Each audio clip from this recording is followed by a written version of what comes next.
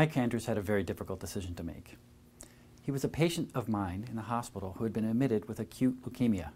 That meant his white blood cells had turned into cancer and were threatening to end his life. In fact, there was no doubt his life was not going to be a very long one at this point. He was in his mid-50s, and he had a few days, weeks, maybe months to live. He would either die of leukemia or of the treatment for leukemia, and therein lay his choice. He had to decide whether to take chemotherapy that had the potential to extend his life but not cure him of the leukemia. But it was definitely going to make him miserable in the process and might even shorten his life. So he had this difficult decision to make. I'm Peter Ubel. I'm a physician at Duke University. I tell Andrew's story in my book, Critical Decisions. And what I'm going to tell you now are some of the ways that medical decisions differ from other decisions we face in life. I will use Andrew's story as part of the way to get into this really fascinating topic of how medical decisions raise questions and issues and unconscious irrational forces that aren't necessarily there in other decisions we face in life. So Andrews had this choice. Does he take chemotherapy at the risk of shortening his life and making himself miserable, or does he just get comfort care to relieve the pain and suffering from his leukemia and live the last few months of his life without going through terrible treatments? Before he could make that decision, though, he needed one more piece of information. He needed to know the odds that his leukemia would respond to the chemotherapy. And that depended on the results of genetic testings of his leukemia. The test results came back, and I met with the oncologists, the cancer doctors, outside Mr. Andrews' room to talk about the results, and they weren't good. The oncologist looked me in the eyes and said, "It's bad news. At best, a 5% chance his leukemia will respond to the treatment." It's terrible news. So we went into the bedside. The oncologist sat down next to Mr. Andrews and explained what chemotherapy would entail, the fact that he wouldn't be cured no matter what happened, etc. Andrews understood this all. He said, "But doc, I want to know, what are the odds that my cancer will respond to the chemotherapy?" The oncologist took a deep breath and said, 20%, Mr. Andrews, 20% chance that you'll respond. He said, "Well, those are fighting odds. Let's go for it." We left the room, and the oncologist signed the orders for the chemotherapy. What happened here? Well, I'm going to get to his story a little bit more, but let me tell you about just the number of factors that went in here that highlight how weird medical decision-making can be. It starts with the fact that we're often asking patients to make decisions that are unlike any decisions they've faced in their lives, and that force them to imagine the unimaginable, to predict the unpredictable, to imagine what it's like to experience something they've never experienced before. In fact, in Mr. Andrews' case, that began with the bone marrow biopsy we used to diagnose him with leukemia. A bone marrow biopsy, and I'm sorry to have to describe this to you even, it's painful to even to hear about it, involves taking a needle about the size of my pinky and burrowing it into a person's hip bone, which we try to numb up with medicine, but frankly, we never can cover up all the pain. And in Andrew's case, was the most painful thing he said he'd experienced in his entire life. As much as we did to try to help him imagine what it would be like to get a bone marrow biopsy, it was beyond his worst fears. We got that then, and it showed that when you're trying to decide, should I get a bone marrow biopsy or not, your doctor might tell you what it would feel like, but that doesn't mean you're going to understand and really grasp what it will feel like. And in his case, it was worse than he expected. In most medical decisions, the things we ask patients to imagine are not as bad as they imagine they would be. For example, people imagine if they had kidney failure and had to go to dialysis a few times a week and have their blood pulled out into a machine and put back into their body, that they'd be miserable in that situation. In my research, have asked the general public, what do you think your life would be like if you had kidney failure and needed dialysis? And people imagine being in negative moods the majority of their waking hours. But when you actually measure the moods of people who have kidney failure, giving them beepers that even beep at intermittent periods during the day to say, what's your mood right now? We find that people are happy the majority of the time. And in fact, you can't tell the difference in the moods of people with kidney failure, going to dialysis 3 times a week, facing a 20% mortality rate because of the seriousness of their illness. You can't tell the difference between their moods and the moods of healthy people. People have an ability to emotionally adapt to chronic illness and disability beyond what they imagine they could do. And when making medical decisions, people often don't recognize how much they'll adapt. That can lead them to make bad decisions. So that's challenge 1. How do you help a patient imagine what their life will be like if A or B or C happen, and A and B or C are unfamiliar health states they've never experienced. Now, in Mr. Andrews' case, he had to imagine what it would be like to go through chemotherapy. We did our best to describe that to him. The second thing we needed to do then was to help him decide in the midst of what was a very high-stakes decision, literally life or death.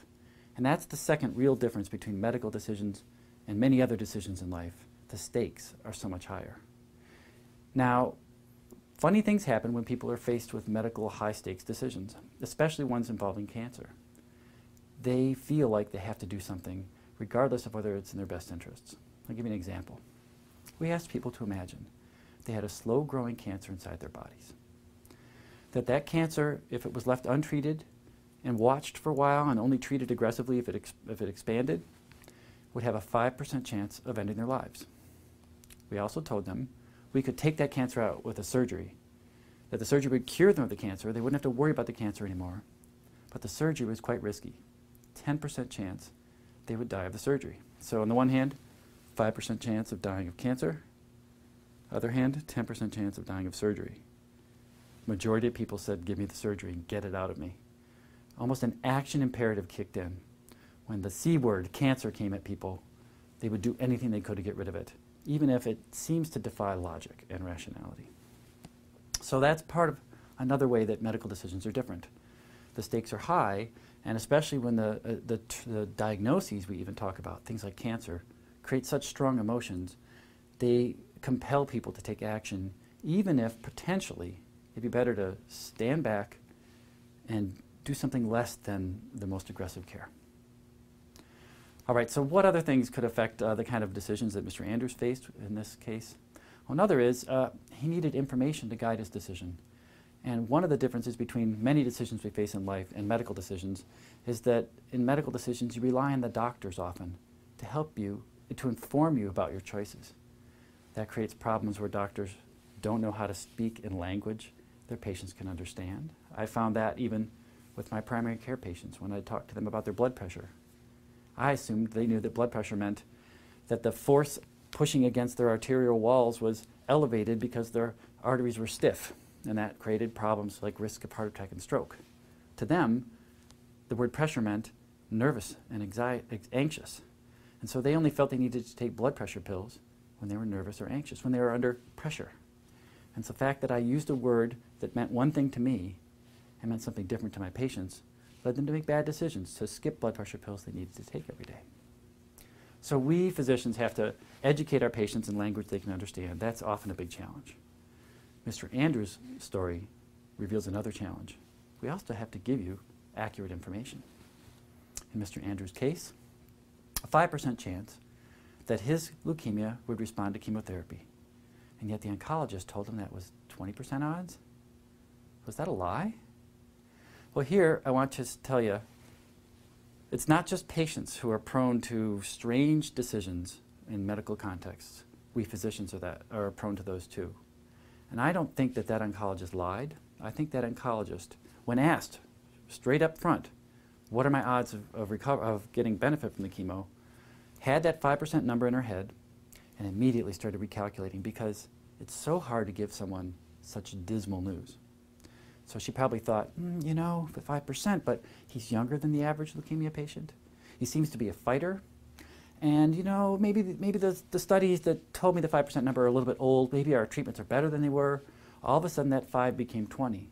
And if she was lying to anyone, I think the oncologist was lying to herself.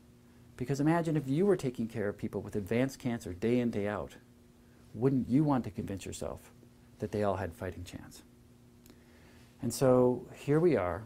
In fact, studies have shown, if you ask doctors with patients who have advanced cancer, you ask their doctors, how long do you think they have to live?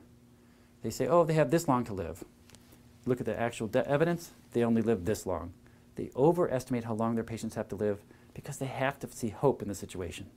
Then you ask the doctors, well, if the patient asked, how long would you tell them they had to live? And they said, oh, I'd tell them they had this long to live. So here we are. Here's how long they live. Here's how long the doctors think they live. Here's what the doctors say. You can see that gap getting bigger and bigger. And yet that is the information patients need to make decisions like Mr. Andrews faced on whether to take chemotherapy. We rely on good information, but psychology can get in the way of that. So, we've seen several things that differ between medical decisions and other decisions in the world. Unfamiliar situations, high stakes, a dependence on the doctor for information, where the doctor might already be biased about what information to give you. The final difference is we often come to doctors for advice. And here's how that works. Let's go back to that cancer scenario where I said you had a cancer inside of you, 5% chance you'll die of the cancer, 10% chance you'll die of the surgery. You ask people to make that decision and they say, oh yeah, I'll have the surgery. If you ask people to recommend a treatment for a friend, they say, don't get the surgery, take your chance on the cancer. We find the same thing happens with doctors. They make one set of decisions for themselves, but when giving advice to patients, they give a whole other set of recommendations. We weigh things differently, risks and benefits, when we're deciding for ourselves and when we're deciding for others, another factor that affects medical decisions. So let me tell you what happened with Mr. Andrews. He said he wanted the chemotherapy. We walked out of the room. I was stunned that the oncologist had changed that 5% number into 20%, and I couldn't let him get that treatment without going back in and seeing what he really needed. So I went back in the room, and I said to him, I just explored his views, his values, understood where he was coming from, and I said, well, let's suppose, just suppose, on the off chance, that that chemotherapy had only a 1% chance of benefiting you. Would you still do it? And he said, yes, my lover in the past died of AIDS, and he was a fighter to the end, and he'd want me to fight all the way. So even if it was just a 1% chance, I'd still take the treatment. At that point, I was comfortable with him undergoing the therapy, and we went along with the decision. So if you want to learn more, again, read Critical Decisions, but certainly you want to understand that all the things you learn about irrational forces that can affect decisions in many domains in your life are brought up to a whole new level when it's a medical context. Thanks very much. Have a good day.